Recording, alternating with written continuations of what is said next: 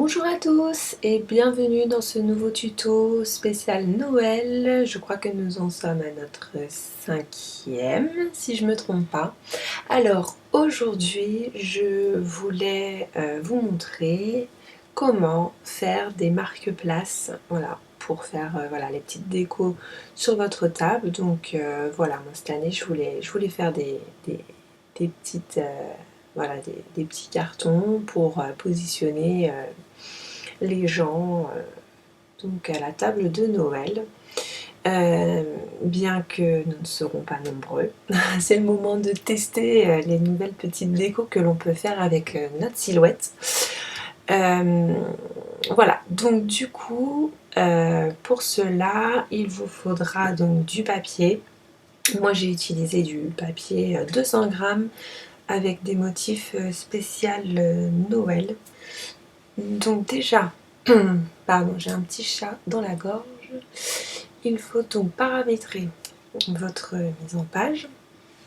Donc moi, mon papier fait 15 cm de large sur 21. Donc je fais personnaliser et je remplis ici.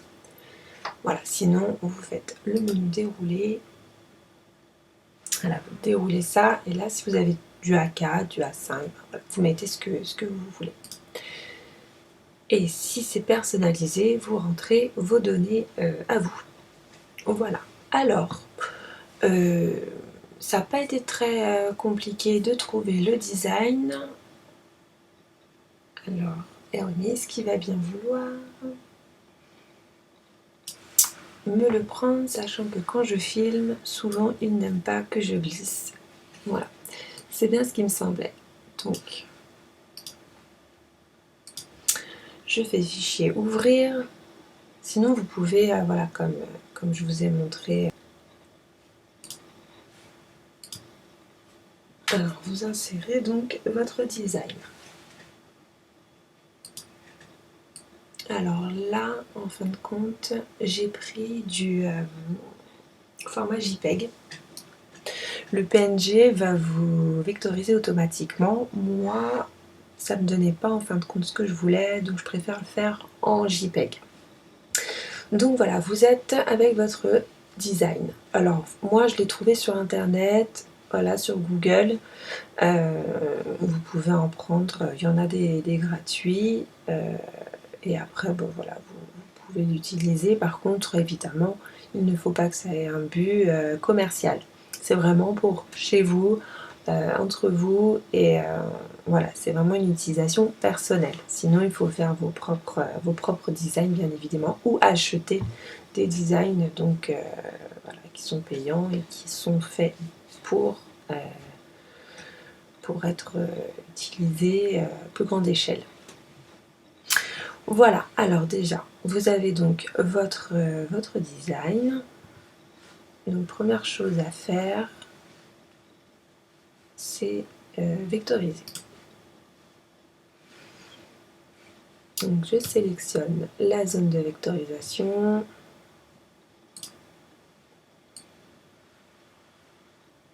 Donc forcément, alors un peu de patience parce que mon ordinateur, quand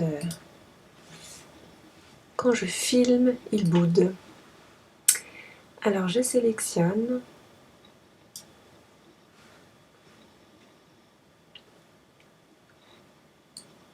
Je règle mon seuil.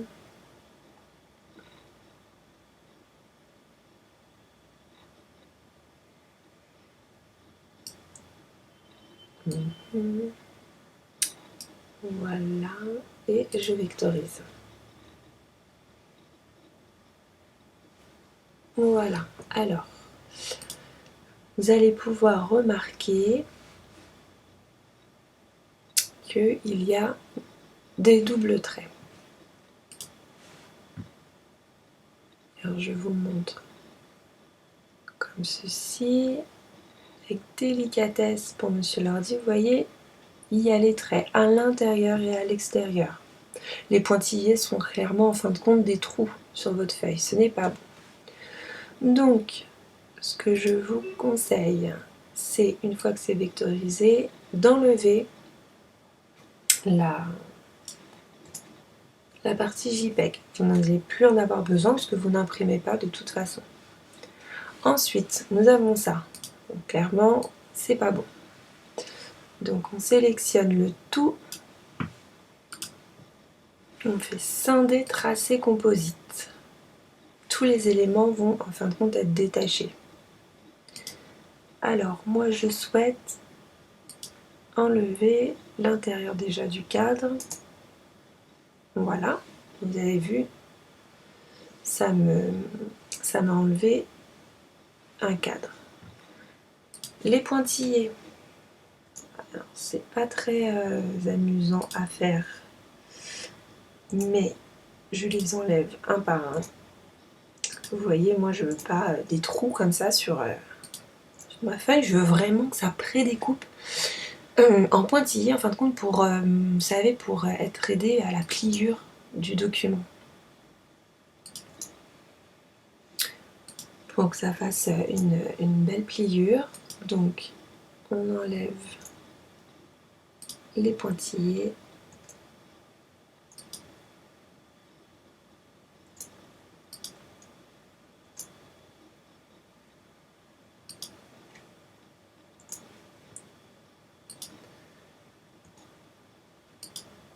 Ah, c'est pas ça que je voulais.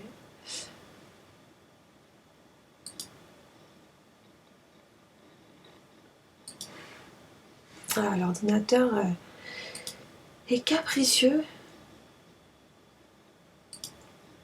Heureusement qu'il ne me fait pas ça quand on travaille tout seul tous les deux, parce que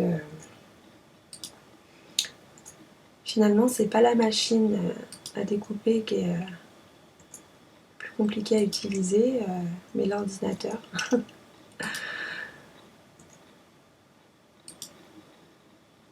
On y est presque.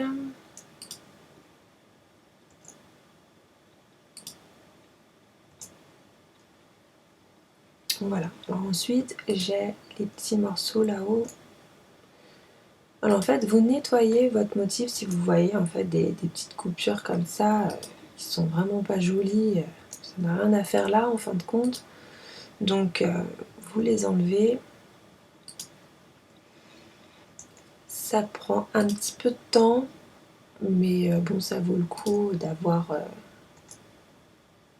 pris le temps de faire ça pour ensuite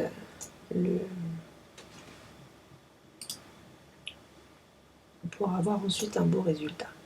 Voilà, donc là vous voyez, mon renne c'est pareil, il a des doubles traits. Je ne peux pas en fait enlever l'intérieur parce que tout est fermé.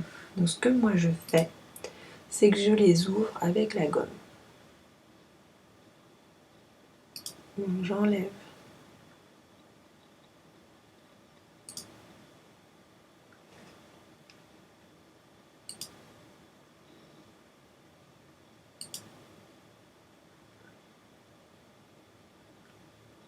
Voilà. Je reprends une petite sélection. Et là, je pense que je vais garder l'extérieur, l'intérieur, pardon. Voilà. Alors, vous voyez, c'est carrément plus joli. Ensuite, je sélectionne le tout, clic droit et je groupe. Voilà. Alors j'ai oublié de vous dire, moi je prends un document qui fait à peu près 8 cm de large. Je trouve que c'est pas mal pour un marque-place. Mais ensuite vous pouvez le modifier comme vous le souhaitez en utilisant là-haut la barre ou en tirant sur les côtés. Voilà, donc notre petit document là est prêt. Il manque plus que comment dire, les pointillés. Alors, pour avoir des pointillés plus jolis, alors, ce que je fais, c'est que je prends l'outil trait et ici je le change, je prends les pointillés. Voilà. Et ensuite, je place par exemple mon curseur là et je vais jusqu'au bout.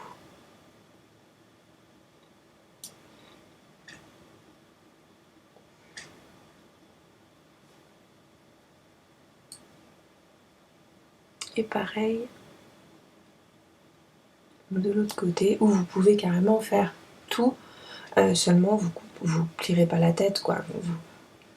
Ça ne gêne pas. Voilà. Donc là, vous avez votre découpe pour votre marque-place qui est prêt. Ensuite, donc toujours, vous avez vu, vous mettez donc les repères là de découpe. Ça, vous savez jusqu'où la machine peut découper afin d'optimiser au mieux la place. Alors, ah oui, pardon, j'ai oublié l'habitude. Donc je repars en arrière. Voilà. Ensuite, vous resélectionnez tout. Clic droit, grouper. Voilà, comme ça vous pouvez tout déplacer en un bloc et optimiser donc votre papier. Donc moi par exemple je vais pouvoir en faire deux, donc je vais copier, coller. Alors moi j'ai fait raccourci sur mon clavier, commande C, commande V pour les Apple, mais sinon vous pouvez faire ici éditer, copier, éditer, coller, où vous avez aussi là, comme je vous avais déjà montré, les raccourcis. Hop, donc voilà. Moi je peux en mettre que deux sur mes petites feuilles. Donc une fois que ceci est fait, vous faites envoyer.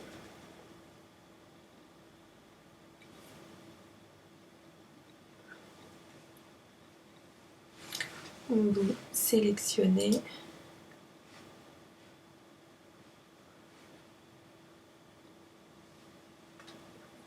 S'ils veulent bien donc découper. Et là donc vous cherchez donc le matériel utilisé. Donc moi je reste en papier photocopie moyen. Je veux découper. J'ai la lame. Et après avoir testé, parce qu'il faut toujours faire un test avant de vous lancer dans des grandes découpes, moi ce que je fais c'est 3 pour la lame, 27 pour la force et je laisse 10 pour la vitesse et passage 1. Voilà. Donc ça c'est vraiment en fonction de mes tests, de mon papier, de ma lame, l'usure de ma lame et tout, comme je vous le dis à chaque fois. Donc faites un test et le mieux c'est que vous notiez le résultat dans un petit carnet. Vous mettez un échantillon de votre papier et à côté vous mettez ce que vous rentrez et ce que vous paramétrez. Comme ça quand vous réutiliserez le papier, vous saurez, vous avez ça à faire. Mais toujours faire un petit test même si vous avez l'habitude du papier, parce qu'avec l'usure de la lame, ça peut effectivement moins bien couper à certains moments. Voilà, donc une fois que c'est fait, vous faites envoyer, donc là votre silhouette sera notée comme prête ici. Moi elle n'est pas branchée, je le ferai après, et vous faites envoyer. Voilà, donc une fois fini, vous n'avez plus qu'à décoller la feuille de votre tapis. Vous allez vous retrouver donc avec le carré, le petit motif que vous avez utilisé, donc moi c'est un renne. Vous le faites sortir, vous pliez, vous faites juste ressortir en relief le renne qui est juste au-dessus du cou du porte-prénom, quoi, du marque-place. Voilà. Vous pouvez aussi, si vous avez de quoi utiliser des feutres avec votre silhouette, vous pouvez insérer dans le design les prénoms. voilà, ou les écrire à la main voilà, comme vous pouvez, comme vous le souhaitez, à la couleur que vous souhaitez. Voilà, en tout cas, je vous présente mon résultat final de mes petits marque-places. J'espère que ce tuto vous sera utile, vous plaira. N'hésitez pas à commenter, à liker, à partager et surtout à vous abonner pour ne pas louper les prochains tutos que je vous posterai. En tout cas, je vous dis à très bientôt. Je vais essayer de refaire au moins un tuto pour Noël. J'espère avoir le temps car on est quand même le 17. Du coup, je vous dis à très vite. Je vous fais des bisous et je vous dis à bientôt. Au revoir.